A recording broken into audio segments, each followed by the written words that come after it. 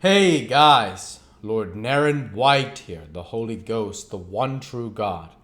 Back with you with the next video in my series reading Oliver Twist by Charles Dickens. Without further ado, returning to Oliver Twist as read by Lord Naren White.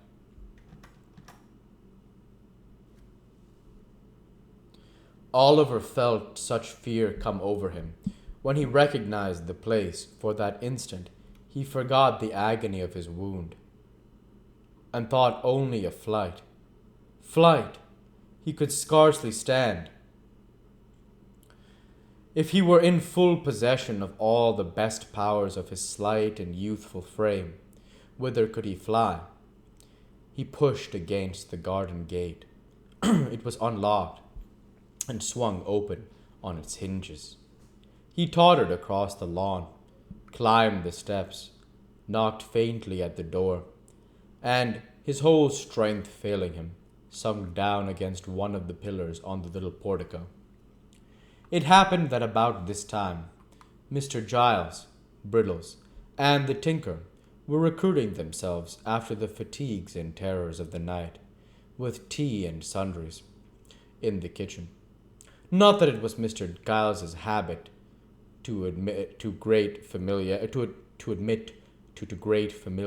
the humbler servants, towards whom it was rather his wont to deport himself with a lofty affability, which, while it gratified, could not fail to remind them of his superior position in society.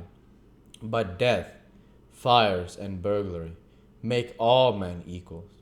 So Mr. Giles sat with his legs stretched out before the kitchen fender, leaning his left arm on the table, while with his right he illustrated a circumstantial and minute account of the robbery, to which his bearers, but especially the cook and housemaid, who were of the party, listened with breathless interest.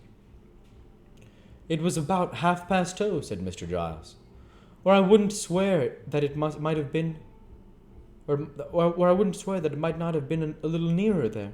3, when I woke up, and turning round in my bed, as it might be so." Here Mr. Giles turned round in his chair, and pulled the corner of the tablecloth over him to imitate bedcloths. "I fancied I heard a noise." At this point of the narrative the cook turned pale, and asked the housemaid to shut the door, who asked Brittles, who asked Tinker, who pretended not to hear. "Heard a noise," continued Mr. Giles.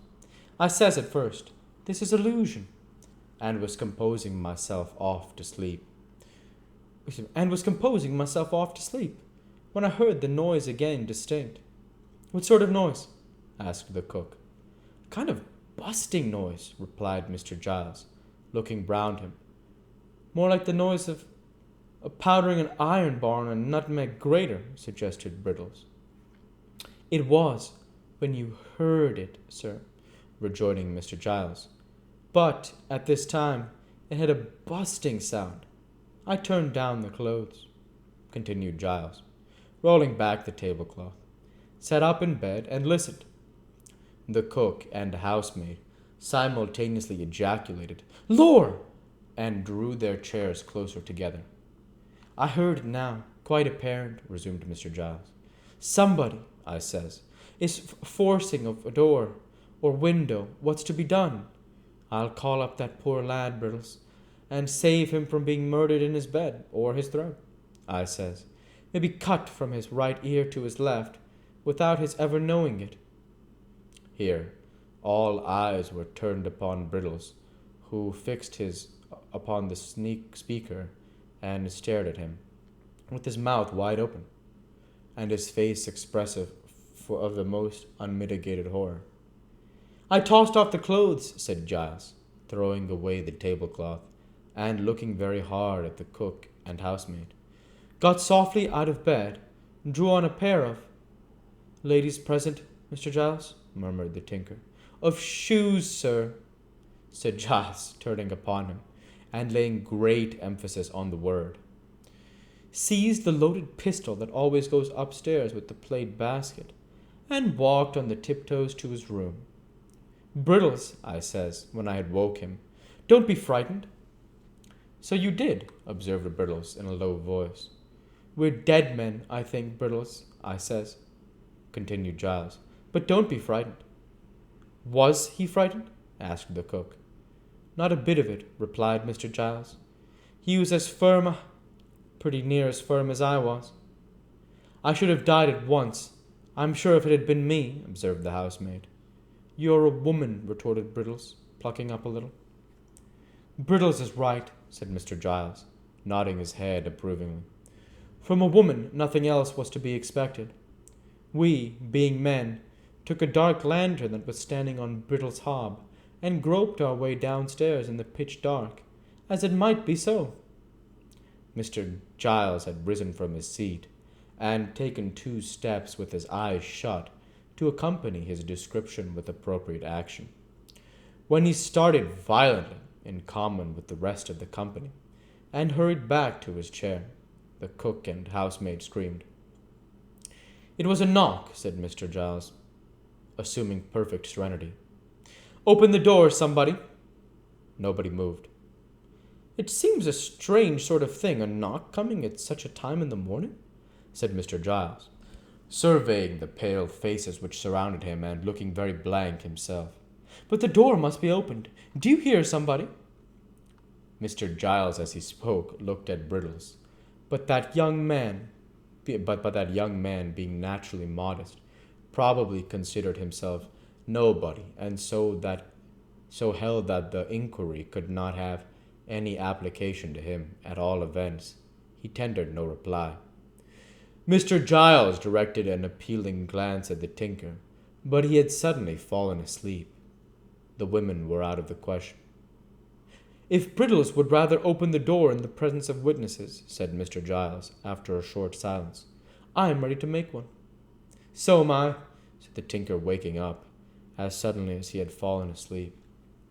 Brittles capitulated on these terms, and the party, being somewhat reassured by the discovery, made on throwing open the shutters, that it was now broad day, took their way upstairs with the dogs in front.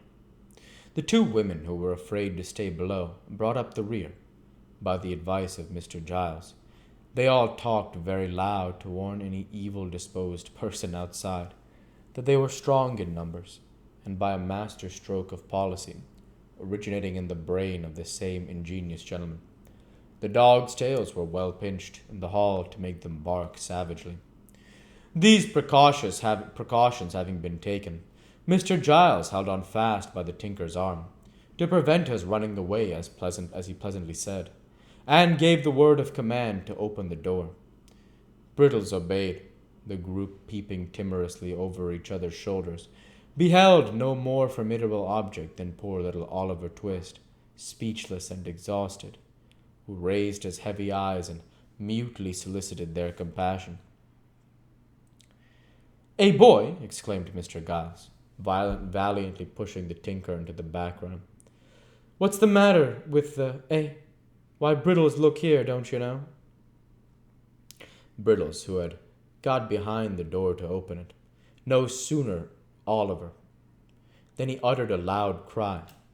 Mr. Giles seized the boy by one leg and one arm, fortunately not the broken limb, lugged him straight into the hall, and deposited him at full length on the floor thereof. "Here he is!" bawled Giles, calling in a state of great excitement up the staircase. "Here's one of the thieves, ma'am! Here's a thief, miss! Wounded, miss! I shot him, miss!" And Brittles held the light. "In a lantern, miss," cried Brittles, applying one hand to the side of his mouth, so that his voice might travel the better. The 2 women servants ran upstairs to carry the intelligence that Mr. Giles had captured a robber, and the tinker busied himself in endeavoring to restore Oliver, lest he should die before he could be hanged. In the midst of all this noise and commotion, there was heard a sweet female voice, which quelled it in an instant. And we'll go ahead and stop there for this week. As usual, I want to say thank you for watching, and I hope you enjoyed. Please like, comment, and subscribe, as it greatly helps the channel. Light be with you all. Take care, and thanks again.